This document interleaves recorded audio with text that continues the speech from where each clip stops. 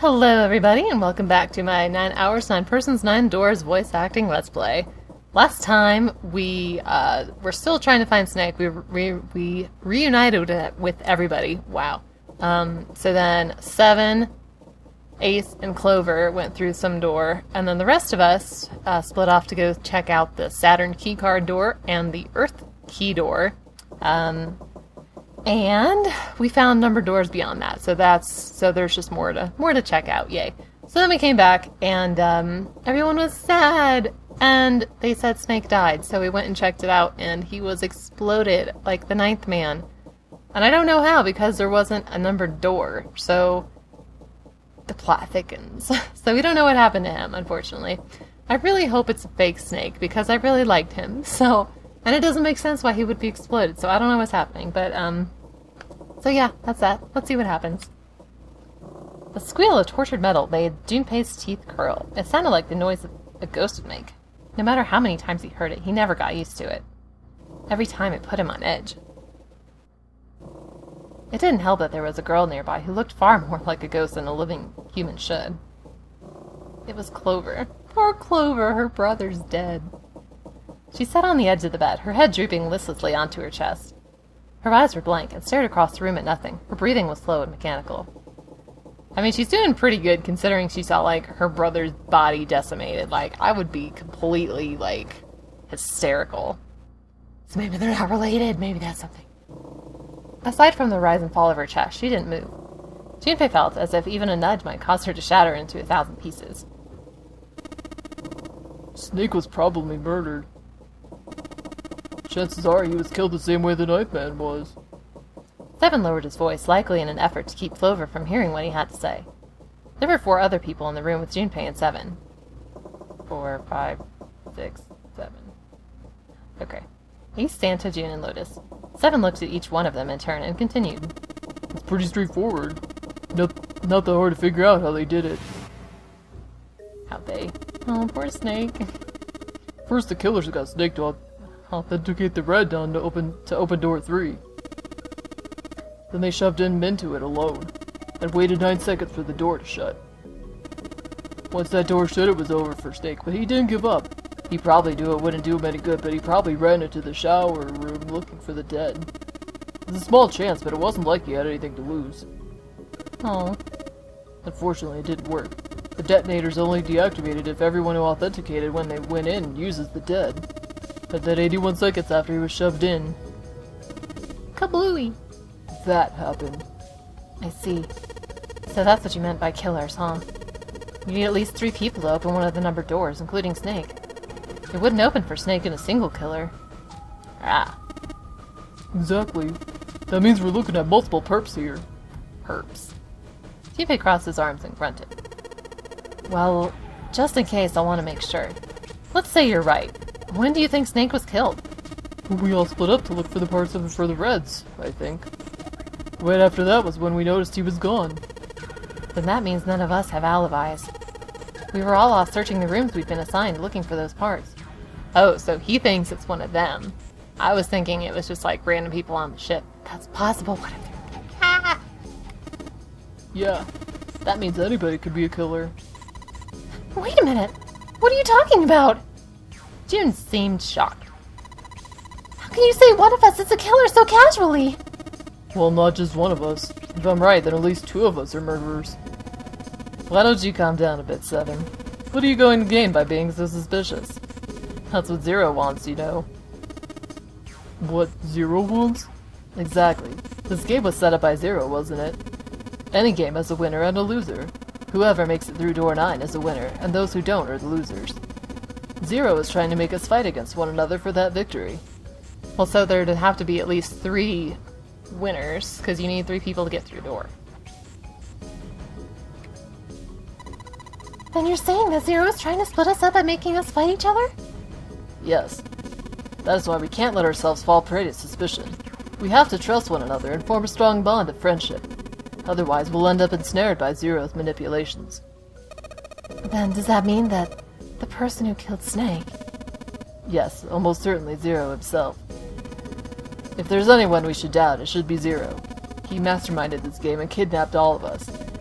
Doesn't it seem reasonable that he would have killed Snake as well? Junpei hadn't really considered that. If Zero had killed Snake, then Zero was on the ship with them.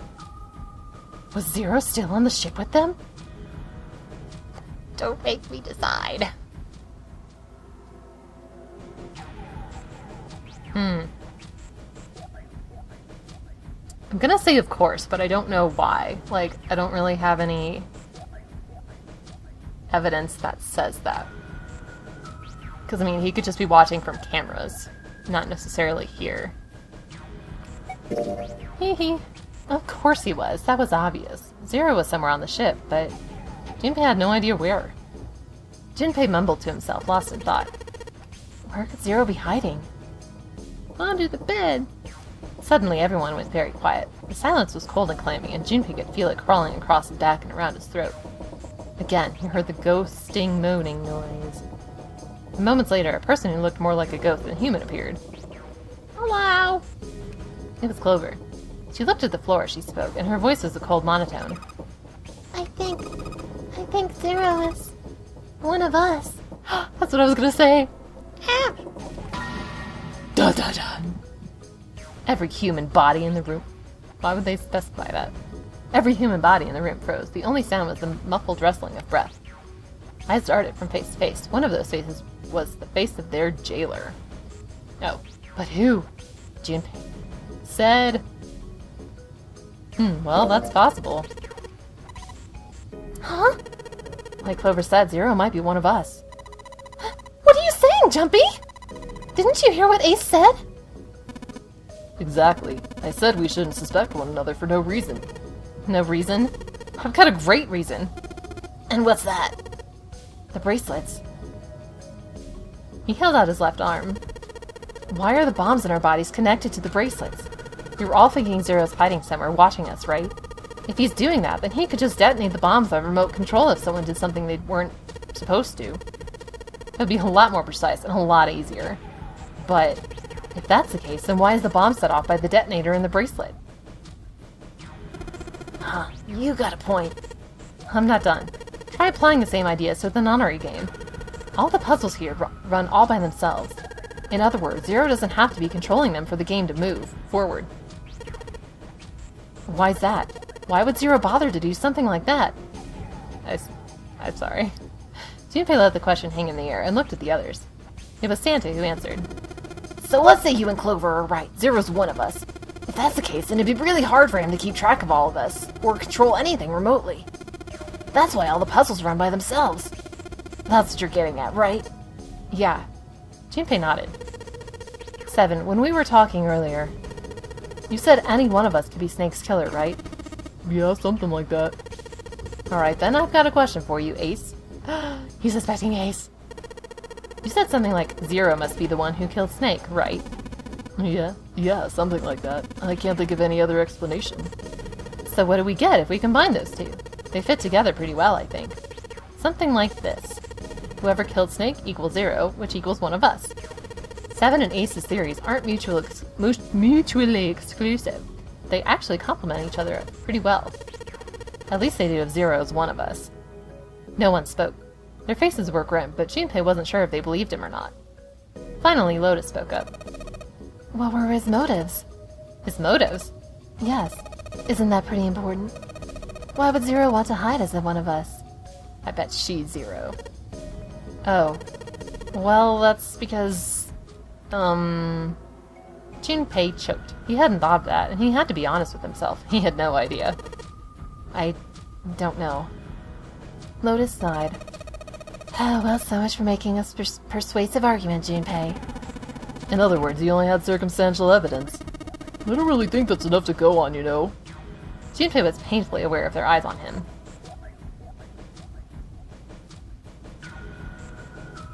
Junpei was painfully aware of their eyes on him and their disapproval. He tried to find something else, anything else to look at. Just when he felt he could bear it no longer. Oh no. Oh no, they're running out of time. They heard a bell begin to ring. It was the clock at the central staircase. 3 in the morning. That means we have 3 hours left. Wow, they are not even close to doing anything. Then we need to move now. 7, Clover, Junpei. I know how you feel, but you do not... Well, you do understand that right now it's important we trust one another, don't you? Blah.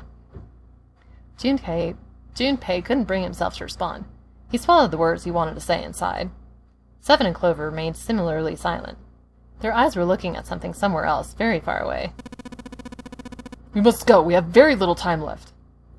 Although Ace is kind of suspicious, too. I wouldn't be surprised if he was Zero. I don't know, everyone's suspicious. Maybe it's Santa. I don't know. Ace's words put their feet to moving. They all knew where they were going. Do they? Their next destination was Mercury. What about the numbered doors that we just found? It sat bolted to the wall near the stairs that led to the casino and the kitchen, between the two elevators. The Mercury card reader. Junpei stood in front of it with the Mercury keycard. 7 had given him the card. I found it when we were checking out the shower room. At least that's what he said. Junpei slid the card through the reader. The light on the reader turned green and made a tiny electronic noise. Now they were ready. Junpei and Jun had been chosen as the investigators. The reasoning being that they had been to E-Deck before, no one else had. As before, Junpei sent the elevator ahead to make sure the floor they were heading to wasn't flooded. As before, the elevator returned as dry as when it had left. Once it had been checked for water, Junpei and Jun stepped into the elevator. Why don't they all go down? There's no point in splitting up. Here we go. There were only 2 floor buttons they could push, the seat and bottom buttons. The rest were destroyed and did nothing when pushed. Destroyed. Junpei hit the bottom button. Down we go. The door closed. Slowly they began to move downward. Sometime later, Junpei and Jun stepped off the elevator and onto the bottom deck. They stepped off and saw that the hallway to their right ended somewhere between 20 and 25 feet from them. The hallway in front of them was a dead end. But not a regular dead end. A door dead end. This is a numbered door. This is the 8th one we found. There were 2 numbered doors on B deck, near the central staircase. They were doors 4 and 5. There were 3 more numbered doors in the large hospital room. Doors 3, 7, and 8. Junpei and Jun had found another door on E deck, and Lotus and Santa had found the 7th on A deck. There was a 6 on the door on E deck, and a 1 on the door on A deck. The only one is left is 9. 2, 4, 6, 7. Oh wait, no, there's 2 more. So, 2. 2 and 9. 4, 5, 3, 7, 8, 6, 1, and now door 2 stood in front of Junpei. There was only one thing that it meant. Do you think the next door we find? Yeah, I think so. The next one's gonna be door 9. Despite himself, Junpei felt excited. There was something about that excitement that frightened him as well. He did his best to put it from his mind and headed back to C deck with Jun. What if he's Zero? Where did they go? Alright, let's open these up. The pieces of paper they folded up laid on the ground next to Junpei's legs. Pieces of paper. What? There were 7 of them, all told. They were written on paper pulled from Junpei's notebook, and each one bore a code name and a door. Why had they decided to vote that way? They had decided it wasn't fair to simply ask everyone at once. They would allow people to force others to go through certain doors. Well, that wasn't the only reason. Junpei had proposed the voting system, and he had a plan. It wasn't a plan he wanted anyone catching wind of, however, so he did his best to act calm as he began to open and read pieces of paper. Is he gonna, I wonder if he's gonna... Hi! It's my puppy! Hi, puppy! I have to show you all my puppy because she keeps coming. Hello, puppy! Hi, Sina! Hello, baby! Isn't she cute? She's such a cute baby! Yes, she is.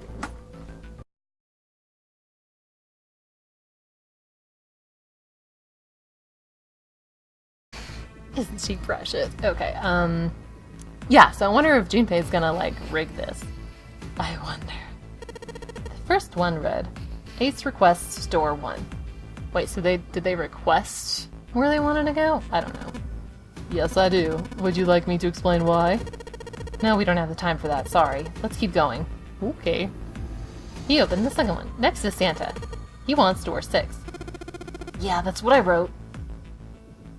I'm confused why they're doing this instead of just saying, hey, I want to go. Whatever, okay. Junpei continued with the third, 4th, and 5th pieces of paper. Clover wants 1, Lotus wants 2, and 7 also wants 2. Wait a minute. There's no way I'm going anywhere with the Elephant Man. No. There'd be no point to voting if we let people change their choices because of stuff like that. But... Just give it up, Lotus. It's not like I want to hang out with some exhibitionist grandma. I like 7. I'm not an exhibitionist. I'm wearing clothes. Barely. So? Last I checked, that's not a crime. Maybe, but what about common decency? Nobody wants to have to look at a chick who looks like a half-naked raisin. He's so great. Arrgh! I'm going to kill you. Oh my. Lotus's hair flared out like the mane of an angry lion as she roared with a voice that shook the walls. With some difficulty, Ace managed to restrain her. Junpei, read the rest. Right. Junpei tore his eyes away and looked down at the 6th piece of paper. He opened it. June wants door 6. Yes. I don't really have a reason, I just felt like it. All the papers save Junpei's had been read. He did some quick calculations in his head. Da-da-da. People who requested door 1 were Ace and Clover. This was the door on A deck, near the central staircase. People who requested door 2 were 7 and Lotus. This was the door on the bottom deck, and could be reached by taking the elevator to the bottom of the ship. People who requested door 6 were Santa and June. This was the door on E deck, and could be reached by taking the elevator near the central staircase down. It took him less than a second to run the numbers. He's a genius. He opened the 7th piece of paper and spoke. Okay, the last one is mine. I want to go through... Can he do them all? Okay, so 6 was Santa and June. So that's 3 and 6 is 9 plus... what is he? 5, so that's 2. Wait. Yeah, Santa and June, so that's 9 plus his 5, sorry, 14. Right? But then that adds up to 5. That doesn't add up to 6. Am I being stupid? 6. June is 6. Santa's 3, so that's 9. Plus Junpei's 5 is 14. So that adds up to 5. So I don't think he can go through that door. Ace and Clover, so that's 5. And 5 is 10, so that would work. Lotus is 8 and 7, 7. So that's 15, and his 5 would be 20. So that works. Am I being stupid? Like, how is June... I don't think he can go in through door 6. I want to go through that door, but I don't know if he can. So, okay. 6. June is 6. Santa's 3, 6, 7, 8, 9. Plus 5. 1, 2, 3, 4, 5. That's 14. Whatever. That doesn't add up. I want to go through door 6. Junpei flipped open the piece of paper. It read, Junpei, door 6. Of course it did. He'd written it after all. That seems suspicious. What does that mean? But then how did he decide? Okay, here we go. So it doesn't add up. That's a problem. June spoke barely above a whisper, but they all knew what she'd said. None of these teams will be able to go through the doors they want. That's right, they don't. Clover and I chose door 1. Lotus and I chose door 2. There's not enough people to open a numbered door, however. The digital routes don't match up either. We've got similar problems. Junpei and I want to go through door 6, but our digital route is 5. If we're going to open that door, we need a 1. Damn. What are we going to do now? What are we going to do? Junpei crossed his arms and stood his best to put his thoughts in order. The others followed suit, but with little result. Eventually, Clover broke the silence. Why don't 7 and Lotus go through door 1? With me. Her voice was cold and flat, and her face was cold and flat as her voice, but her logic was sound. 7 and Lotus looked at each other. 7 plus 8 plus 4 is 19. 9 plus 1 is 10. 1 plus 0 is 1. First problem resolved. Ace spoke up. What about me? Isn't that obvious? Wasn't one of the teams just complaining that they didn't have a 1? You mean I should join Santa's team? Clover nodded, her face still cold and emotionless. Her attitude and posture could not have been more different than the energetic girl of only a few hours before. I know, that's so sad because, like, she was so cute in, like, a infirmary room or wherever the heck we were, and then her brother died and now she's sad. Ugh. No one seemed really to contradict her. Her response was understandable given the horrible situation in which she found herself, but even so... I understand. I will go through door 6 then. we do as Clover suggested, we can all pass through a numbered door. No one will be left behind. This seems to be the most reasonable solution. 3 plus 6 plus 5 is 1 is 15. 1 plus 5 is 6. 7, Lotus, what do you guys think? I don't have a problem with it. Me either. Alright, then we're good to go. Alright, this video is getting to the point I have to stop, so we will end it there. It's getting really interesting. I'm not sure what's gonna happen, but I'm a little thrown off about Junpei's number that he already had written down. Of course he wrote it down. That's weird. I don't know what it means. Okay. Alright, well thanks for watching everybody, and I will see you all next time. Bye!